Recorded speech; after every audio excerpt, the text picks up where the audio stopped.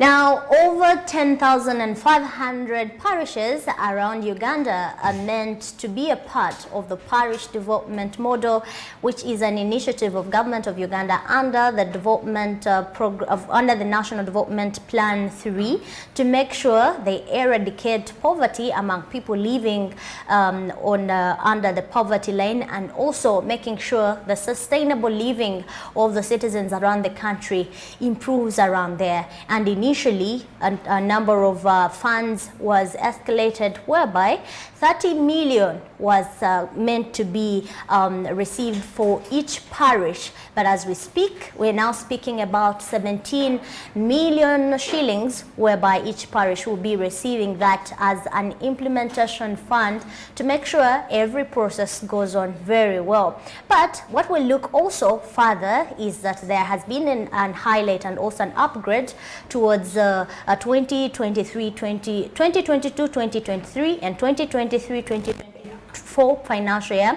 where we're looking at now 100 million shillings being to be given by every parish around the country. We're going to be joined by Agnes Chirabo, who is the Executive Director of Food, that is Food Rights Alliance around the country, to explain more and also dive us more detail and give us an insight to understand better and more towards the parish development model. Do not forget, you're going to be a part of us by making sure you subscribe to our YouTube channel and commenting in the comment section on what you think towards this discussion. Your views highly are very welcome. Sonko, do you have anything that you have to rate towards our parish development model before we kickstart it? Well, when you look at the situation that the implementation is going to take place starting this very month, at the end of this month, is when the official implementation is going to take center stage. I would want to see what are the key objectives that we're going to be looking at mainly. What are those things that we're looking at? Which challenges are we going to address? I do believe this is a very sensitive topic that every Ugandan needs to actually have a clue or an idea on the same matter, because it being a parish, it means everyone, even from my home, lives in a parish. Is it parish? Village. From the Muluka. So I do believe everyone has to be involved. Very. And speaking about involvement, thank you for joining us, Madam Agnes Chirabo. If you could help us maybe understand more really about parish development and what we expect around there. What is it really? Good morning, viewers, and thank you, Smart24, for inviting me to be a part of this very important conversation about the parish development model. I think it is the buzzword, it is the new thing on the globe. I think everybody, if you want to be at peace, you have to be at peace with the parish development model, especially if you meet any political leader in this country. I think this is what government thinks is going to be able to do something for the people that perhaps they have failed to do over time. I wish to let the viewers appreciate the background. You know, what was at the backdrop of this parish development model? If we were conscious a bit, just close to the political heat, the president on several occasions expressed concern that the elites have not helped him solve the poverty problems and the issues of his people. You recall? And on several occasions he was expressing publicly this disappointment. And I think we started seeing him appointing a certain class of people as his advisors, because he thought that the elites have failed to represent. Yes, they were not representing what the actual people are and what their issues are. Then he went ahead even after being sworn in as president. You recall he said, for the ministers, this time I appointed fishermen and fisherwomen. It was out of that kind of frustration. He really appeared frustrated. And that one was also built up by the challenges of COVID-19. You'll recall when, for the first time, the government of Uganda accepted to give people food, and he thought hunger was in the urban areas. Then later on, he realized the hunger was even harder in the rural areas.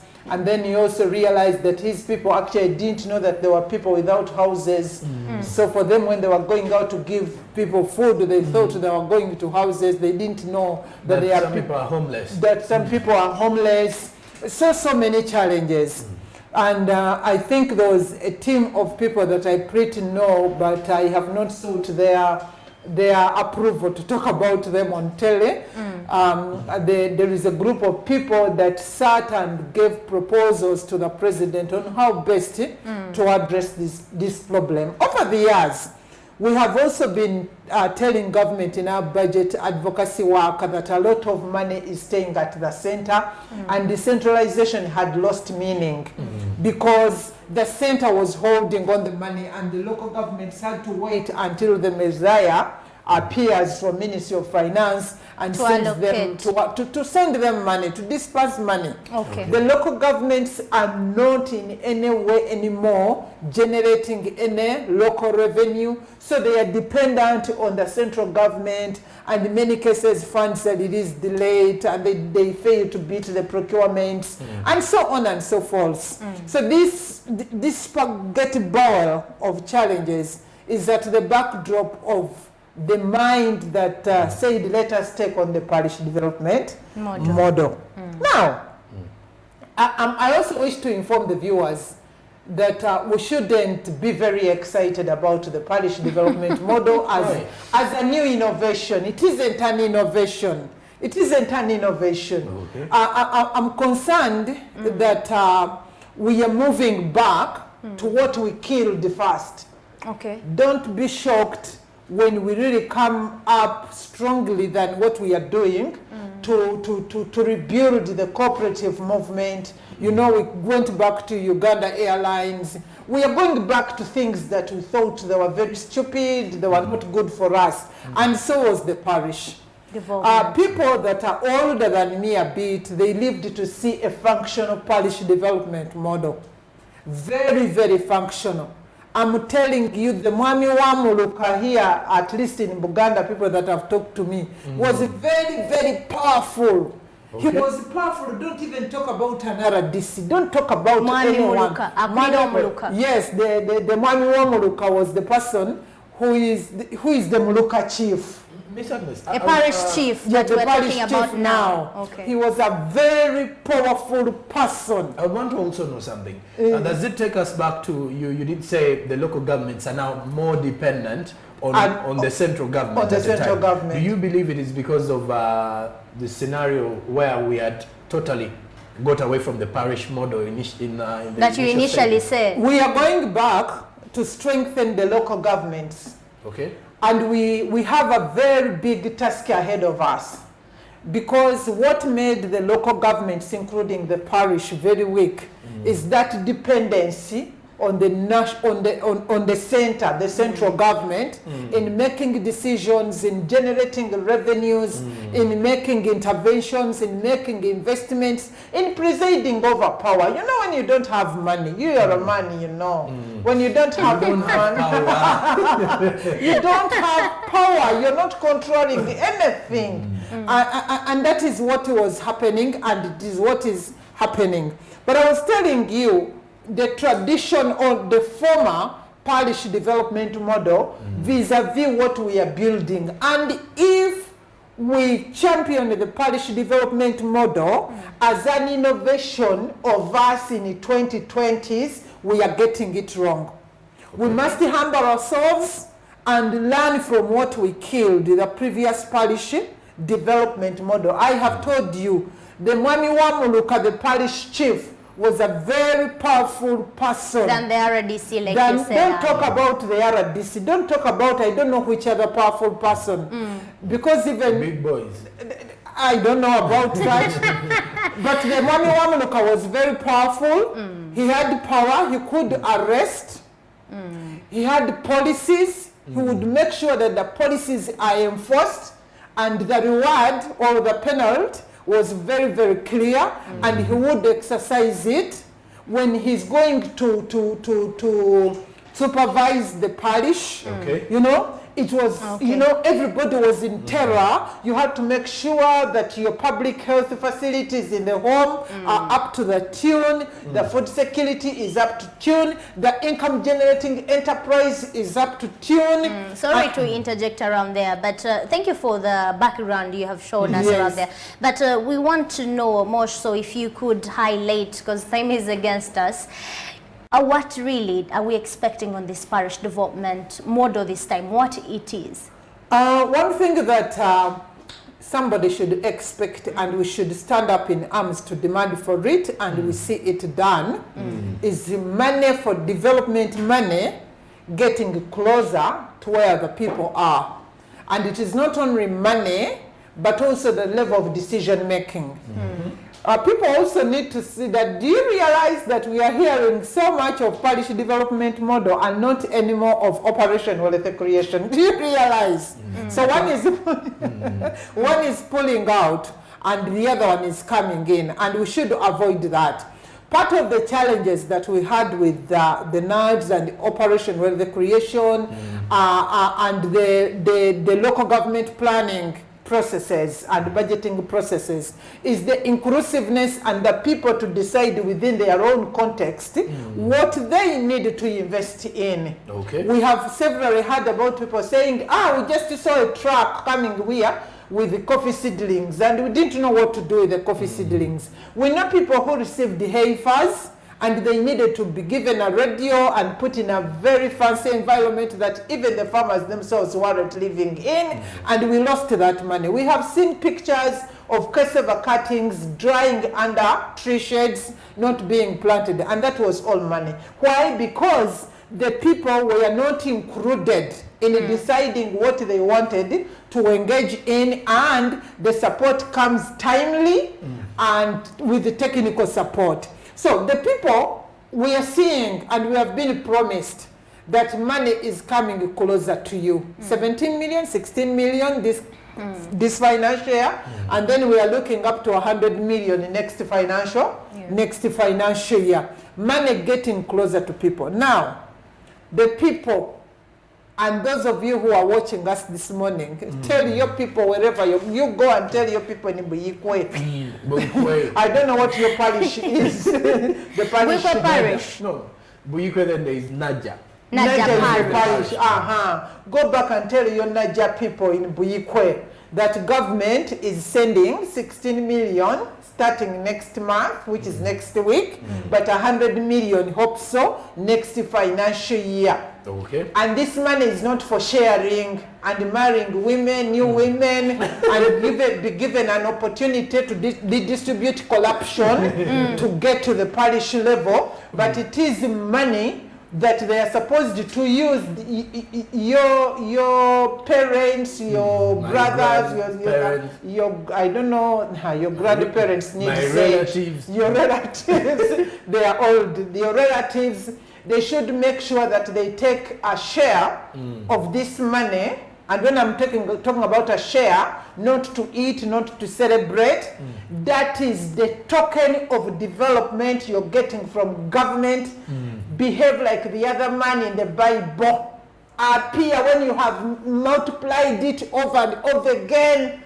Let's look at the challenges that it's going to address. Because when you look at the parish development model, like you said, we shouldn't be excited. Yes. But I do believe everyone is excited once you start hearing of millions of shillings and you've not been touching any millions. There is a and also to add on, Sonko, in case you just joined in, this program highlighted and identified at least 14 agricultural commodities that are going to be given priority towards developing LOC ones or villages that we are living on. Am I not right? I stand to be corrected. And as you're addressing the challenge, maybe let us use ourselves as an example. I'm the village, Sonko is the parish.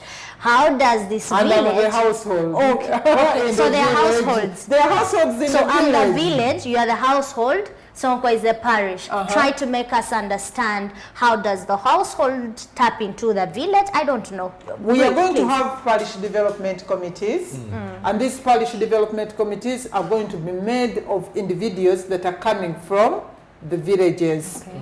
The first thing is you village people. Now I'm talking to you because you people in the village, be vigilant. Okay. Be vigilant, because in life you don't get what you deserve.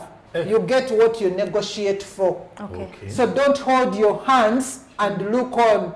Be vigilant on who in our village is going to be part of the parish development committees. I have been in community development work for coming to 20 years. Hope somebody is not using that to estimate my age. Close to 20 years. But what I have realized that in every village there is a smart sonko who jumps on every project that comes on and rides, while there are others that self-exclude themselves. So be vigilant, first to know who is going to be on the parish development committee from our village. Okay. Because it is that person you're supposed to engage. As civil society, we have already observed that this baby, by the way, this baby that the is PDM is a baby now. Yes, the baby that is going to be reborn. Okay. Again, we should give this baby a chance in the very first place.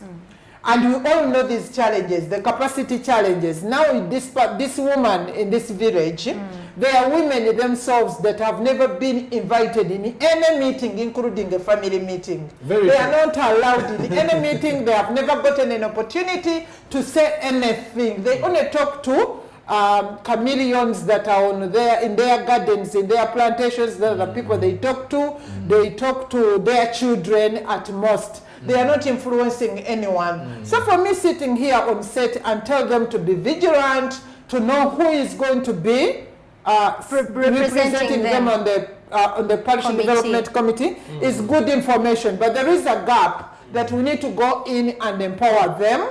But we also need to go and empower the parish development committees to know what they are doing. I'm working with the local governments, and you find a district local council when actually the councillors do not know what they are supposed to do. Okay. I have seen people that are serving the area land committees. It is a legal structure on land transactions. And they are there. They are making decisions on people's land transactions. But they actually do not know what they are doing. They said, for us, we are invited and we are told to write on the paper our name. So there is those capacity gaps. In our generation, we say those ones are just there for vibes.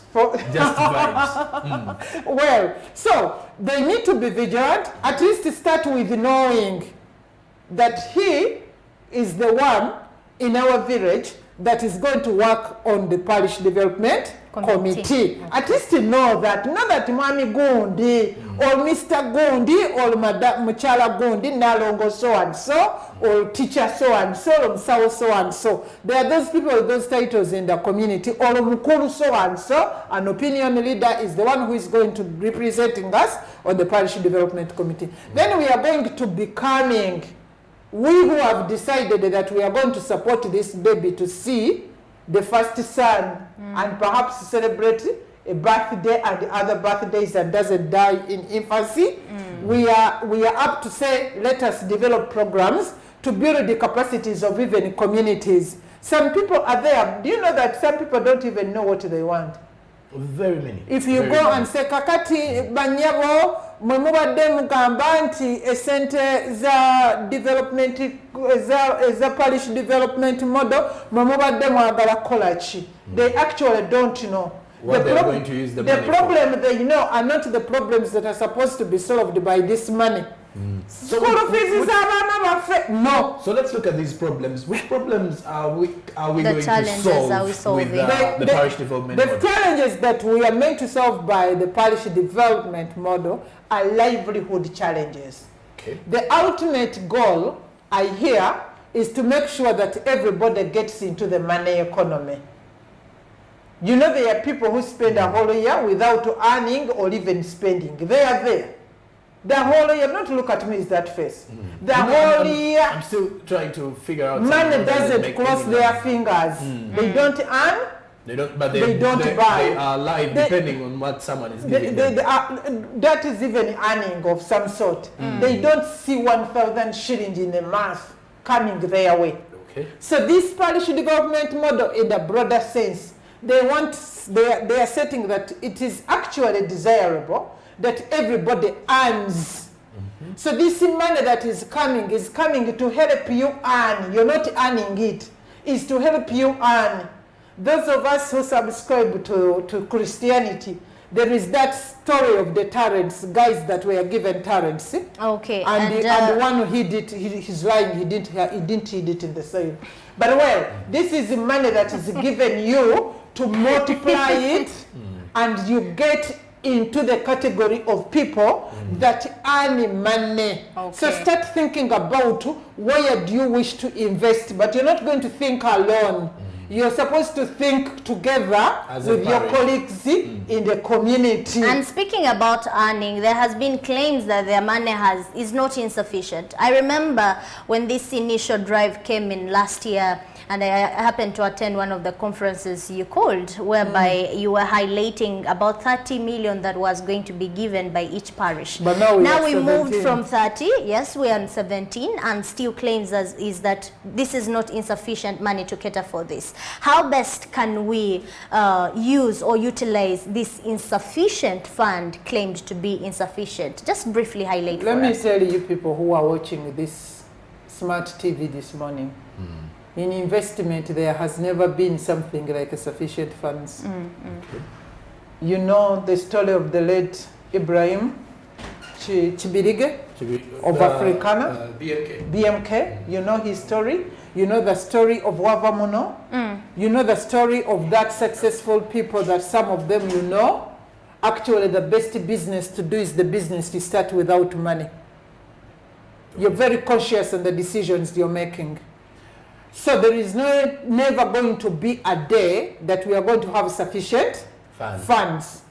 But that one talent that is going to be given to you from this model, how do you use it to become 2 talents? Then the 2 become 4, and then the 4 become 8. Let us not start from the level of resignation. Let us not resign. Let us not start from that perspective of killing even the little. The Christianity and the Bible that I read tells me, I read the Uganda Bible. I'm not very good at English. I read the Uganda Bible and I attend to a Uganda service.